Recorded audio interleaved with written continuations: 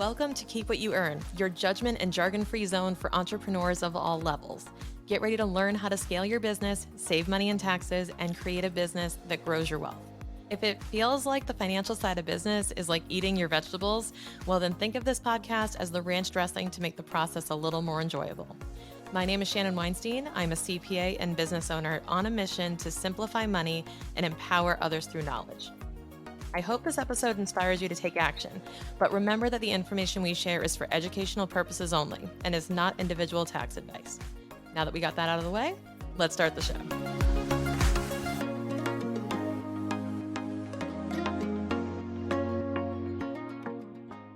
So when you think about how much advice we're all absorbing every single day, whether that be from the media or from social media or from our friends and family, our business colleagues and mentors and everything, we're being told constantly what we should be doing. And sometimes as business owners, that's really helpful because it's in the name of service, in the name of helping us. But sometimes that can be really overwhelming and really exhausting to get so much in our ears about what we should be doing, where we lose track of our true north and we lose our intuition. And we start doing what other people think we should do as opposed to what we truly believe we should do. And when it comes to scaling a business, there is nothing more important than following your intuition and understanding your core values, your brand, your mission. And one of the things that we talk about in today's episode with today's guest is how you can scale a business, but also how you can kind of drown out the noise and get really clear on what your intuition is telling you. So we're going to go a little bit into mindset, a little bit into operations and strategy, guys. This is a great, great episode. If you are an early stage entrepreneur, if you are feeling a little burnt out, or if you're just feeling like you need to relate to someone who's going through what you're going through. So with that, I want to welcome Hannah Wells onto the show. Hannah is partner and COO of Powerhouse Women. She is a personal development junkie who's deeply passionate about showing women what's possible for their lives. She brings her obsession with mindset and her love for business strategy and operations to Powerhouse Women and the community of women that she serves. This is particularly special for me because I'm in the Girl Gang community. I have enjoyed Hannah's calls with the community for just over a year now. And I really was looking forward to bringing her on the show for you guys because she really does bring a whole new presence to these calls, and she's so engaging and so much fun to talk to. She's been such a blast to have on the show, and I can't wait for you to hear more from Hannah. Hey, Hannah, how are you? Hello, I'm so good. I feel like this podcast has been a long time coming, so I'm excited to finally be here. Absolutely. We were talking about doing this a while ago, but I mean, there are things that get in the way, like business priorities and family priorities that are inevitably going to shuffle up some schedules. So I'm so happy we made this happen. Same. Thank you. Absolutely. So Hannah, tell everyone who you are and what you do. Yes, this is like the question that I've always found so hard to answer. It might be like the Aquarius in me, but I'm like, who am I? That's so deep. But on a high level, I am Hannah. I'm partner and COO of Powerhouse Women, and I really run the behind the scenes of a really cool, obviously I'm biased, community for female entrepreneurs. I'm obsessed with scaling businesses and business operations and just business in general and like helping people in any way that I can. So that is a little bit about me, very high level, but I also am very multifaceted. I'm like a wellness junkie and obsessed with mindset and personal development. So I've really kind of like combined all of those things to just create a really cool way of operating in business that feels really good and aligned. And that's what I want to talk about with you today, because I knew that you'd bring such a unique perspective to this stuff. And just so you guys listening know, Hannah hosts several calls for the Powerhouse Women Girl Gang community every single month. And I'm on those calls, and there's like co-working hours, mindset calls, but I can tell how much you enjoy them because it's like, oh, I get to just like meet a bunch of women and talk about whatever's going on today. And it's just so much fun. And you help with so many different facets of the business too, because we know you as like operations person, but you also do the mindset, but you also do, intention setting, journaling, other stuff. So I love that you get to shine all of those dimensions through. That might be one of my favorite things about Powerhouse, honestly. And even if we get into a little bit of like my story of what led me to Powerhouse, Yep. I wanted to be able to be in a space and be in a world where I could be so multifaceted, because I am, and we all are. A lot of people are way more multifaceted than maybe the world like allows us to show up as. And I mean, I can even just share a little bit, like a snippet of that backstory of what led me to that space. Sure. Yeah, because I think it might resonate with a lot of listeners who maybe are really early in their business or who are thinking about going into business. Is I worked in real estate investment and development for about 10 years.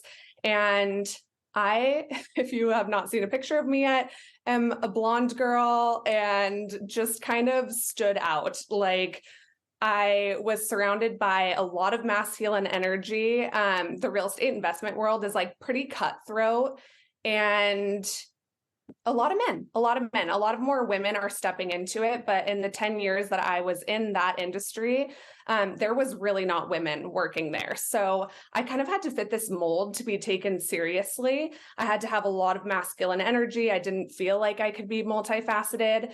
And as much as I loved every aspect of working in real estate, every other aspect, I felt like a shell of myself, because there was this whole other side to me that I kind of had to hide in order for anyone to actually take me seriously. And then on top of being just like a blonde girl, I was half the age, a third of the age of a lot of the men that were operating in that space. So that actually is what led me to Powerhouse. I really was just putting intention out into the world that I know that I'm good at what I do. I have a lot to offer in a business, and I knew that it could feel better. I knew that it could feel more aligned and that I could be all of who I am. And once you start putting intentions like that out into the universe and you're taking action, cool things show up. And Powerhouse was like a divine gift from God. And Lindsay and I talk about that all the time. We're literally like little soulmates that just got brought together. And it really was from like the power of intention. Yeah. I've heard Lindsay talk several times about how she met you, and like she was putting it out there the same way. Like, I'm looking for someone who can do these things. And whenever she gives advice, and same with you on like, how do I find my Hannah? She's like, well, that was just like, that was weird. Like, that was not expected. Like, That was like the universe. yeah, that was like, we weren't looking for business partners, but here we are. Right. So I think some of the most amazing opportunities come with either a scary thing or something totally serendipitous, where it's like, we didn't initially intend for that to happen, but we kind of submitted to, this is what, this what makes total sense for us, and what we were looking for. So I love that. Yeah. And it's funny too, because if you look at any area of your life, that's typically how it works. But I love controlling things, and we always try to control where we're headed, outcomes, things like that. And all of the best things that have fallen into my life have literally simply just came from like putting an intention out into the universe. And then it's like, why can't we just surrender to that more often? I love it. And before we get into a lot more of the tactics, I have a question for you on that subject, which is, what is like a goal or intention of your business this year in Powerhouse? Like, put it out there. What are you guys trying to accomplish this year? Because you're doing so many amazing things. Yeah, so I feel like the previous years, we were really laying the foundation. We were trying things out. We were testing what worked, what didn't work, looking at data, getting feedback from our community. And this year is really about, you're going to see us do so much less, but we're going to do it better. And that is literally my motto right now, is like, do less and do it better. I don't want to be, as a business, in my personal life, anywhere, spread so thin that I feel like I can't give any area all that it deserves. So everything this year is going to be so much simpler and so much better. Like, Love it. we are so excited. And that is solid advice for anyone listening who has a business. Yes. Simplify, simplify. And we were talking about this too as an exciting topic to discuss today, but we talk about like simplifying and scalability, and how people are getting distracted from that simplification. Maybe it's the shiny object syndrome or whatever. What are you seeing in the community, and how are you helping people through those types of challenges?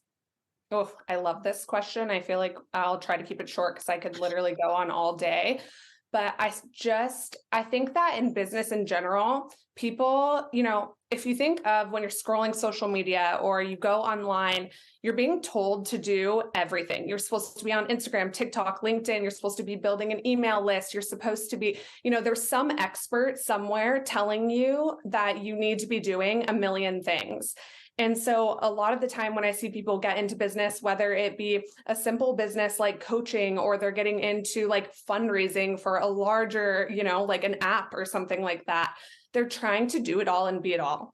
And that gets you nowhere fast. So I really like to kind of just share, honestly, like going back to what I just said before, of do less and do it really well. Like, don't be on every social media platform.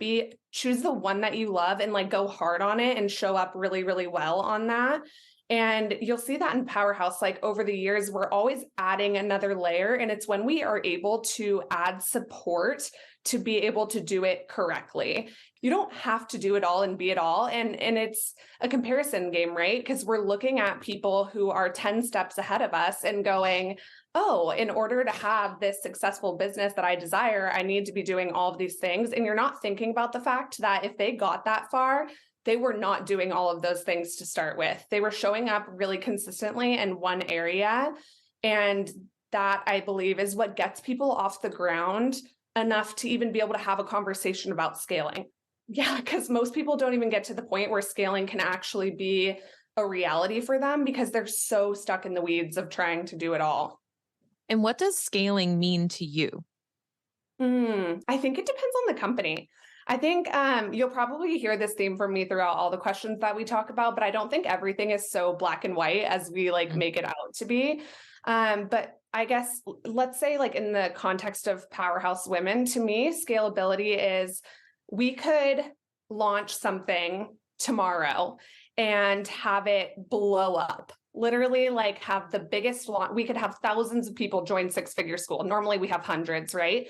And we would have the foundation of the business solid enough to be able to support that kind of influx. So it's going to look different for everyone. But for me, I look at scalability as like how much a business is able to handle moving forward, because a lot of people think that they're ready to scale. But if you have like a really messy foundation, all of the weight of that scaling is not going to be able to carry you forward. And it's probably going to crumble down. Yeah, I look at scaling as amplifying. So it's like if there's more of something that's not working, that's not good. So there has to be more of something that works. But to find that something that works, you have to get really clear, simplified, and like zoom in on, we're going to do this exceptionally well. And then we're going to figure out how to do it multiple times or with multiple people or with support and like with a checklist. And then we're going to, multiply. That to me is what scaling is, which I think is basically what you just described, which is like being able to flip on a switch and say, we have a way to make money without spending more of our time. Yeah, absolutely. And having the support around it, I think as well is a huge factor. Because a lot of the time people think that they're ready to scale, but they don't have all those ducks in a row to be able to support that kind of growth. And like I said, I've seen it do a lot more harm than good when people think they're ready to scale, but their business isn't actually there yet. Right. I think one of the biggest things that holds people back, and I have the pleasure of being on the Girl Gang calls and hearing people's questions, and I'm hearing the same questions and I'm going, one of the biggest things that comes up is people who are unwilling to leverage their time by hiring help and hiring the support that they need, because for whatever reason, I can do it, like I do it well. I don't know if they can do it, or the person's paying me, the client's paying me to do it. Who am I to outsource it? There's so many different barriers to hiring folks. What are some of the ways that you've seen? I know you've seen tons of challenges around this too. So I'd love for you to share what you're seeing in the Girl Gang and how you help navigate that. Yeah, this is such a good question, because I actually think that, and before we hit record, we chatted about this like a little bit in a different context, but there are so many different areas where people are kind of pushing the brake on their business because they don't know how to move forward. So kind of like what you were just saying of like, there's all these excuses, right? Of all these reasons why they can't hire, all these reasons why they don't know the best tech to use. They don't know how to build their email list best. And what I have really come to find is at the end of the day, I can give someone all of the strategy they need to succeed. And if they have limiting beliefs or a mindset around what it means to be hiring or scaling that doesn't serve them, that is truly when they are just going to stay stuck. Because a lot of the things that you just listed around why people aren't hiring and aren't doing those things, when I really dig deep with them, it is a belief or a fear of actually getting bigger, of their business actually scaling. Will I be able to handle it? Will I be a good leader?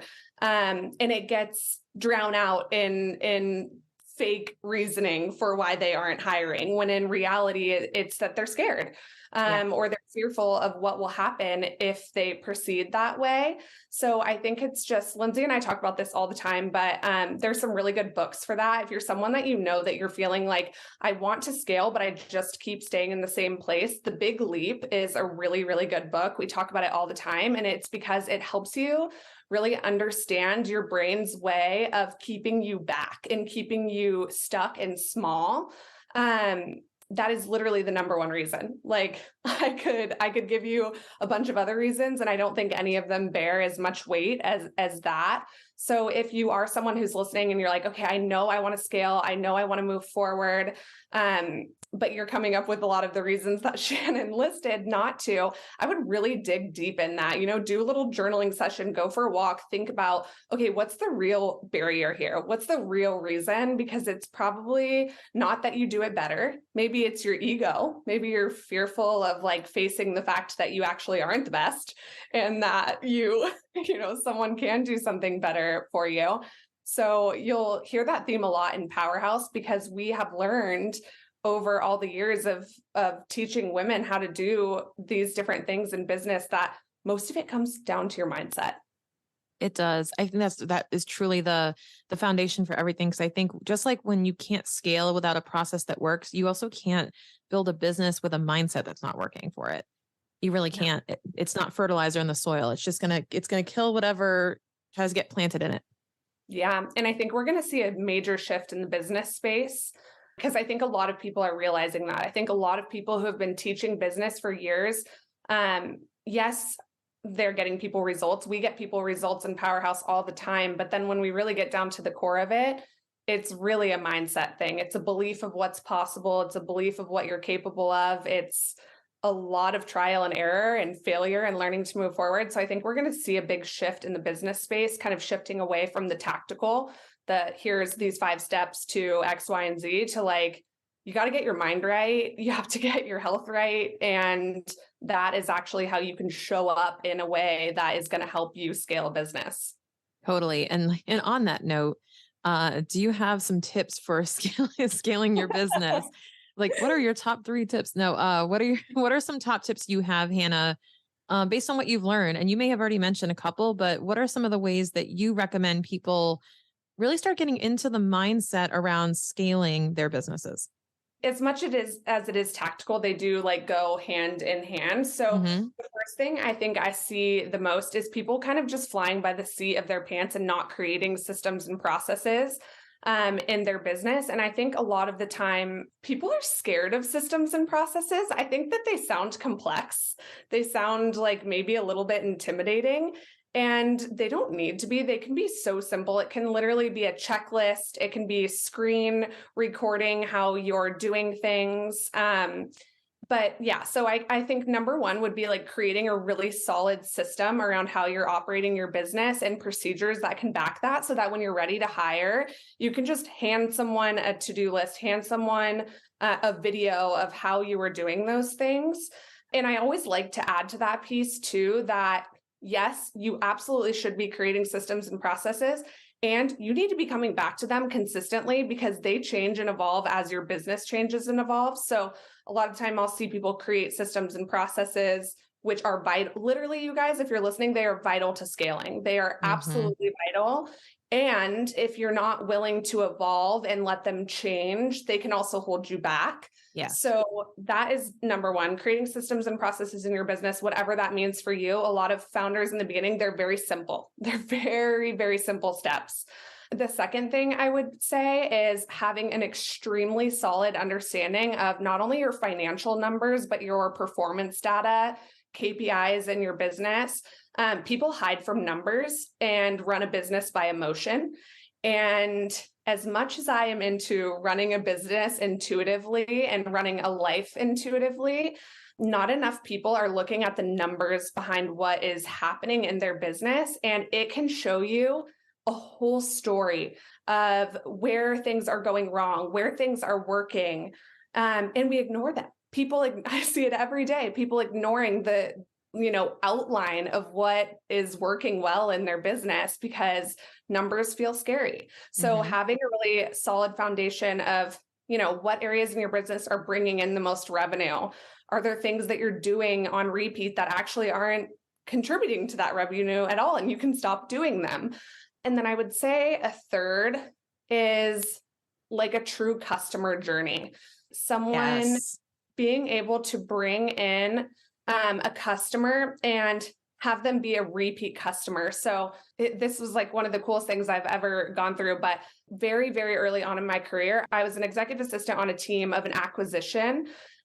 Someone came and acquired our company for like $138 million. And I got to see that entire acquisition process and what they looked for. And these were the three things that they were looking at. They were looking at systems and processes. They were looking at numbers. And if they add up to, make them the revenue that they need to make. And they were looking at how do customers come in and are they staying?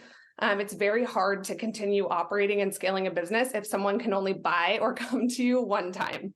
Yes, I agree 100%. I was just talking about this on the show that you have to increase the value of one single customer, not the volume of customers coming in, because it's just way more valuable to have customers who won't stop buying as opposed to hiring people who can't stop selling. That's what I heard. And I thought it was amazing. I love that. And I think too, when you have a repeat customer, they become more than a customer. They become a fan. They become part of the community. They become a piece of what you're doing. And people like that rave about you. They rave about your business. They rave about your product. And that's free marketing. So you don't want someone who comes to your company, one time and doesn't care enough to buy from you again or to tell people about you. So it's like that. If you actually think of it from that perspective, you're also like covering a marketing strategy as well. Yeah, you're lowering cost of acquisition because if you're getting customers in the door for free, that is extremely attractive to a potential buyer or any investor or anyone who's looking at joining you in your business is like, oh, wow, we don't actually have to chase leads. Like they're coming to us and we just have to kind of stand here and welcome them in because we're doing good marketing and our product and offer speaks for itself. That's exactly where you want to be, right?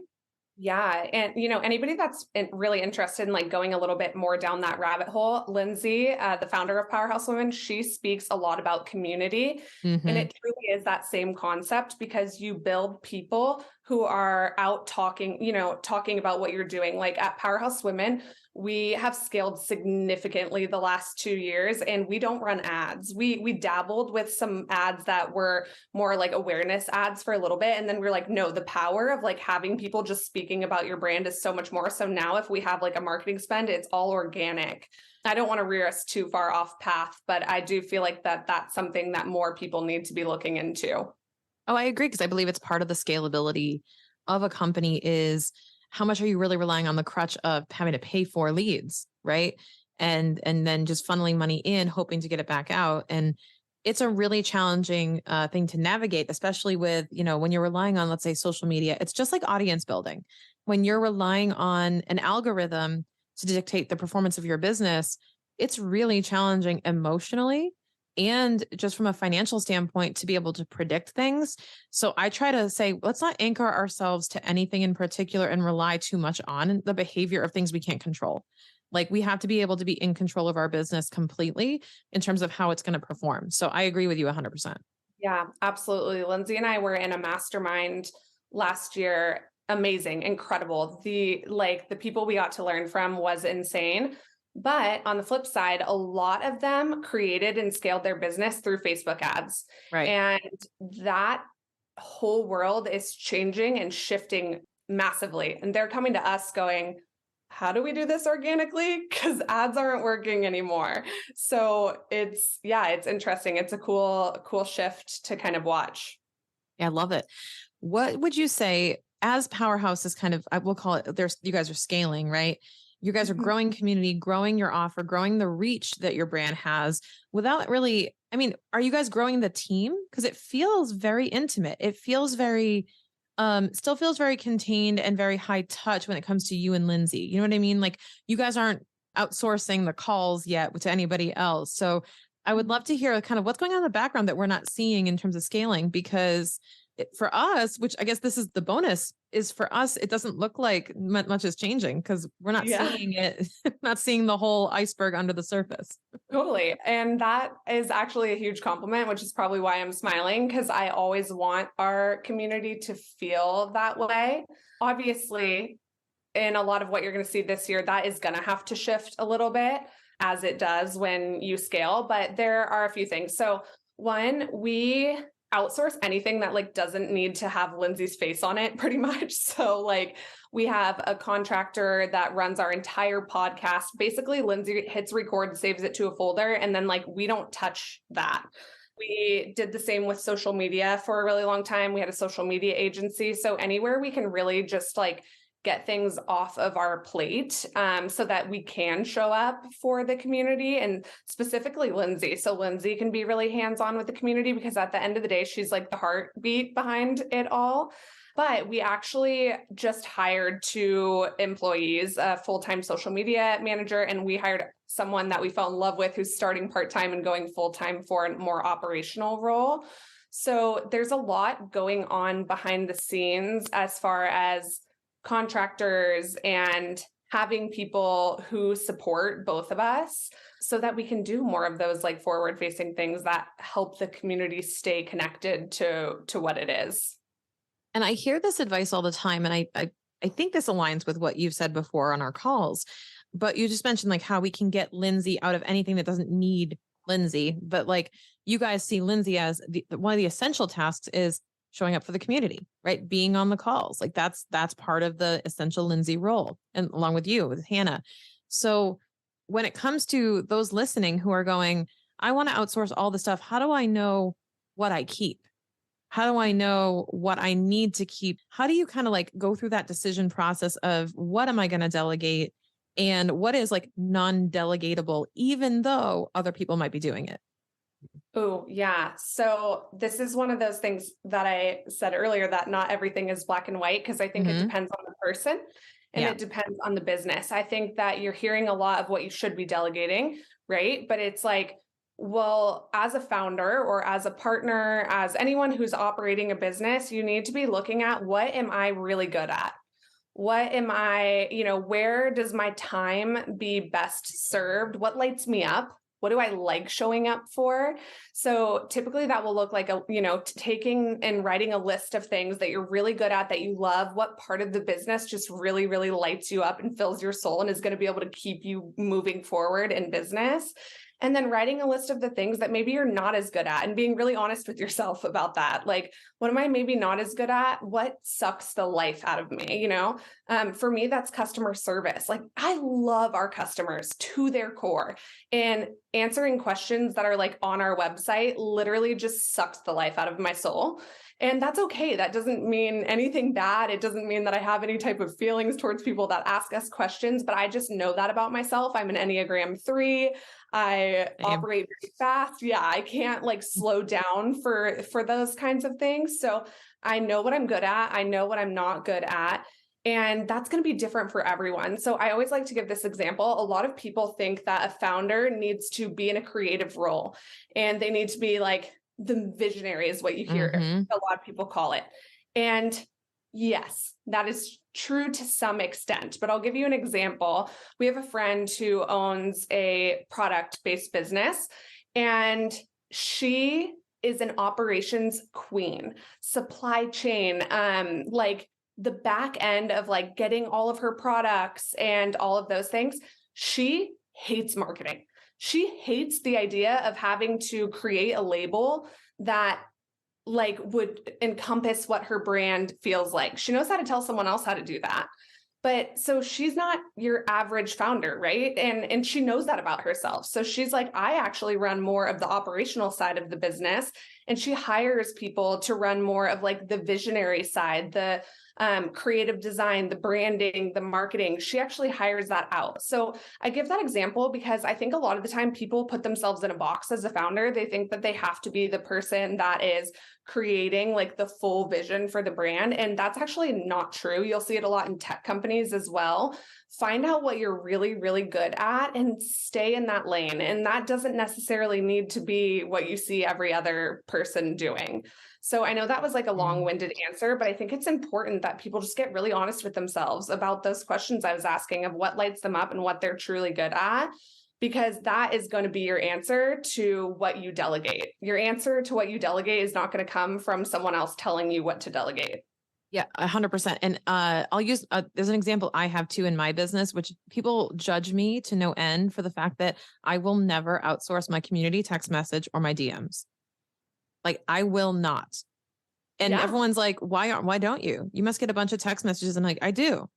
But if it's not me, you miss the point. Like the whole point is that they're talking to me. And then when you guys text me, you guys know the numbers in the show notes. If you guys text me, y'all are so surprised. That's people. When I send you a video or an audio message and you're like, whoa, it's actually you. And it's like, guys, I'm an accountant. I'm not freaking Mickey Mouse. Like this is, this is not, it's not that big a deal. But what's interesting is people just expect at this point that these types of things are outsourced and that you're not really talking to the person. And I go, once you guys assume that, I've lost all the effectiveness of this whole thing. So there are certain things that I fundamentally believe are part of my brand, which is showing up, which is doing that, which I think is what you're talking about with Lindsay and you. And like, there are just certain things that are non-negotiable. We are not outsourcing because it loses the whole luster of what we're trying to do for value. I'm right with you on that because I can't tell you how many times people have said, why aren't you outsourcing that? And I go, because it's not what we want to do. It's just not part of what we're trying to accomplish. It helps keep the heartbeat of the business. You know, like Lindsay responds to all of her own DMs. We do have a team in Powerhouse and we're very transparent about that. Like it's me, it's Lindsay, it's a team. People help with that. Lindsay and I get our fingers in there because it helps us stay connected. But Lindsay's personal page, that's all her. And the DMs, our text list, that's all her.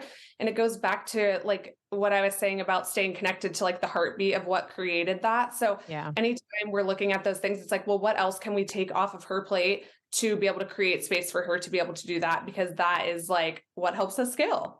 Totally. And so on that note, right, we're talking about do things your way intuitively, like take advice, be inspired, but you have to do it your way for it to be successful. We were talking about that before we hit record and I couldn't agree more. And I think we need to hear more of that now, other than just other people telling you advice of what they did. I think we need a better way to absorb that and implement it our way and define what our way is. And I know this is not directly related to business, but you have done this in a unique way with your pregnancy that you were sharing with me before. And I said, we have to tell people this because this is so unique. Can you just kind of parallel that into your experience so far in your pregnancy? Because I know business owners out there, you're going to relate this to your business 100% because this just sounds like I was smiling as you were telling me a bit of it. So yeah, I'll try to tie it into so that if someone's going, wait, how does this relate to No, it will be clear. It will be clear. Okay. Yeah. So I find that, and you've heard me mention this a few times, that we're really kind of like on autopilot of doing things the way that we think that we should be doing them.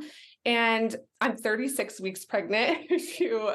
I don't think I've said that yet. I'm very far along in pregnancy. And when I found out I was pregnant, I knew that I wanted to do this season of my life how I do business, which is different, intuitive, and true to myself. When you are taking in a lot of information from other people, it can become very easy to not actually know what is true to you. So I hid my pregnancy for 7 months. Not very easy to do when you're like doing in-person things and all of those things. I hid my pregnancy for 7 months because I didn't want outside information skewing how I felt about motherhood, how I felt about how I was going to be a mom and also be a businesswoman, because a lot of what we hear is negative. A lot of what we hear about parenting is that you should be doing it this way. You should be taking this amount of time off. You should be doing all of these things. And I knew I didn't want to do it that way. And the year prior to finding out that I was pregnant, I had actually done that in business. So I literally completely stopped consuming content for a year. And I Wow. only consumed content from one person who was the person that were in his mastermind.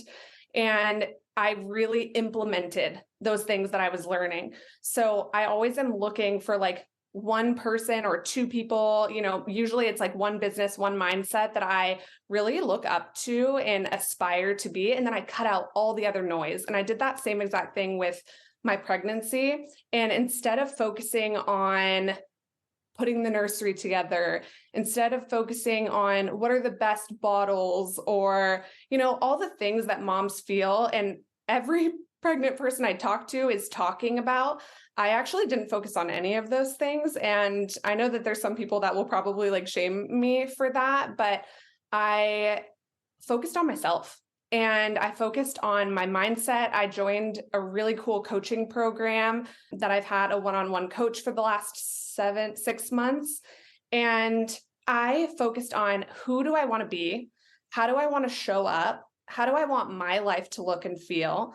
And I was really selfish and in that time period of what do I want? I don't actually really care what anyone else is telling me. And I have had the coolest pregnancy. I am so excited to become a mom. And this is coming from someone who thought that I would never have kids because I thought it would interfere with what I wanted to do with business. I actually have tapped into this whole new belief that motherhood is actually going to like unlock this level of greatness in me that's going to be reflected in my business so largely. So I say all of that to say that when you tune out all of that noise and you just really get clear on like your personality, yourself, your soul, your intuition, and you move forward from that place, magic happens. Because I'm telling you that if I would have not done the things that I've done through this pregnancy and I would have focused on all the lists and the prepping and the nesting, and that is not my way of doing it. And I would have gotten so lost. I would have been overwhelmed. I would have been, and I am just like, anybody that meets me, they're like while I've been pregnant, specifically like later in pregnancy, they're just like, you have this energy about you. And I'm like, yeah, because I created it. I literally cultivated that energy. I'm so excited. And it's because it feels so like in alignment. Yeah. And it's not like you're in the middle of a checklist all the time. That's what it can feel like. I mean, even motherhood, once of course I'm not a mother, but I've known plenty of mothers who feel like they're going through their day like a checklist. Like, let's hope I can get as much hours of sleep as I can get. And we got to feed the baby. We got to do this. We got to do this. We got to do this. And your whole life is another to-do list. But like the moment you can kind of shed the to-do list and go, who do I need to become in order to tackle this gracefully? Who do I need to become in order to show up for the baby and not show up for all these people who may have the best intentions, but are now like kind of shoving information at me about what I should do. And it's kind of like, well, who are you to say that? Like, what if that's not aligned with me? What if that's not what my intuition is telling me to do? And it's really hard to drown out that noise. So kudos to you for actually doing it. Cause I know it's super challenging. People want to do that, but it's very, very hard to do. Yeah. And, I think everything good in life is hard, and I don't like saying that because like I believe in manifesting and law of attraction. I don't want to put things that are hard, but like nothing good in life comes without some challenges. So it's really just kind of like a decision that you make. It's part of your mindset really. But people tell Lindsay and I all the time, how are you guys doing so much? And you kind of said this, oh, it still feels like it's just you two. How are you guys doing so much? And it's because we are operating like in our zone. We're not focusing on everyone else and everything else, and it's the same with motherhood. Like people are like, oh, it's so hard. It's so this. And it's like, I'm staying in my zone. I'm not subscribing to that story that business has to be hard, that motherhood has to be hard. It's going to have challenging moments. It's going to have hard moments, but your mindset is literally your strongest tool. It can change everything. It can completely alter your experience. And so no, business doesn't feel super hard to me. It has hard moments, but it feels really exciting and it feels really rewarding. And Yeah. And I love it. And I'm going to take on that same exact thought process with motherhood. It doesn't have to be this negative, bad story. Yes, I'm probably going to lose some sleep, probably a lot of sleep. It's going to have its hard moments, but that doesn't need to take away from like how beautiful it can be. I love that. So listen to that in your business, in your life, in your family, and understand that like it's going to have its spots. Nothing good comes without that. But if you look at it through that lens and you see the blessing that it is on the other side, or if you're just seeing like, it's meant to happen for me because this is part of the deal. Like we're going to get this great thing and it's just part of the deal that comes along with it. So I love that, Hannah. It's amazing. If you really think about it, like there's not one area of your life, like even if you've gotten to a point, even if you're listening and you've gotten to a point in your life where it feels really like good and easy, it's like there was still a lot of hard moments getting there. Like nobody Totally. can look me in the eyes and tell me that that is not to be true. So I'm excited that we got to talk about that a little bit, because I just want people to realize that we really do have the control to make our experiences feel good and Yeah. feel aligned. And if you are operating in your business, if you're someone's listening and you're like, everything feels hard, maybe you need to drown out the noise for a little bit, get back in touch with why you started and why you're doing what you do. And I'm not telling you to stop listening to Shannon's podcast or the Powerhouse Women podcast, but Yeah. maybe drown out the noise for a little bit. Come back to it when you feel more, clear with where you're headed and what you're doing. Anytime I've talked to someone that's been feeling really stuck or frustrated or overwhelmed, and they have taken that advice and taken a little bit of a break from consuming what they should be doing and how they should be operating, they've literally came back to me within a few months and been like, holy cow, that completely changed the game for me. I'm clear. I feel aligned. I know where I'm going. And then you can pick and choose pieces of information to move forward with because you know what feels good for you. I love that. Absolutely love that. I actually wrote down, before you even said that, I wrote down drowning out the noise and doing the hard things. Like that is the recipe. Literally, it I is. love it. Tell our audience here how they can find out more about Powerhouse Women and about what you guys got going on. Yeah, totally. So you can follow us on Instagram at Powerhouse Women and at Powerhouse_women. I'm like, pregnancy brain does get a little real this far along. I'm like, I couldn't even remember my own Instagram handle right now. So follow us on Powerhouse Women. We have some really exciting stuff coming up. Shannon mentioned we have the Girl Gang, which is a monthly membership to just connect with like-minded women. Sorry if you're a dude that listened this far along after my pregnancy talk, but it is mostly women. You're welcome to give it a try. We're so excited. So excited. This is literally like Christmas, birthday, New Year's, everything wrapped into one little weekend. We have an annual event in Scottsdale, Arizona that we're releasing tickets to in the beginning of March. And the event is in August. And that is literally just our favorite day of the year. It is the heartbeat, the second heartbeat to Powerhouse. It's kind of what we're known for. And we are going to sell out this year because capacity is limited. So we're really excited about that. So come hang on Instagram. You can see the event and I'm sure you'll probably get a little FOMO and want to come. Are we doing pajamas and Prosecco again? Yes, that's a staple. So yeah, if you guys are interested in going, I went last year. It was so much fun. I actually got to meet and give Hannah a hug in person. It's just such a fun event. It's so vibrant. It's so much energy in the room. Those in-person events, man, we've been missing those for the last couple of years. So get in the rooms, people, get in there, feel the vibration, feel the energy. It's so much fun. Thank you guys for hosting that every year. It's a blast. And just one more time, we'll do the Instagram handle one more time so people can find out more information. Yes, it's at Powerhouse. Wait, I'm like, this is really bad, you guys. Forgive me. I'm like, I love okay, it. No, I wanted to make sure I didn't forget the underscore. It's at Powerhouse_women. And then my personal Instagram is at Hannah M. Wells. And I mostly share like wellness and mindset stuff over there. Fantastic, guys. Make sure you're following at Powerhouse_women on Instagram. See everything that's going on with the event and the Girl Gang. Hannah, thank you for joining us today. Thank you.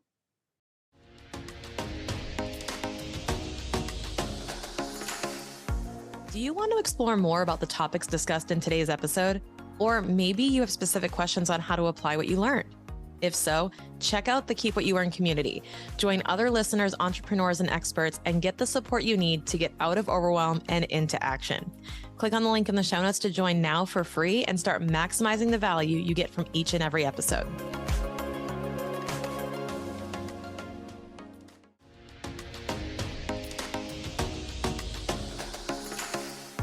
Thank you so much for listening. If you enjoyed this episode, please leave a rating and review on your podcast platform.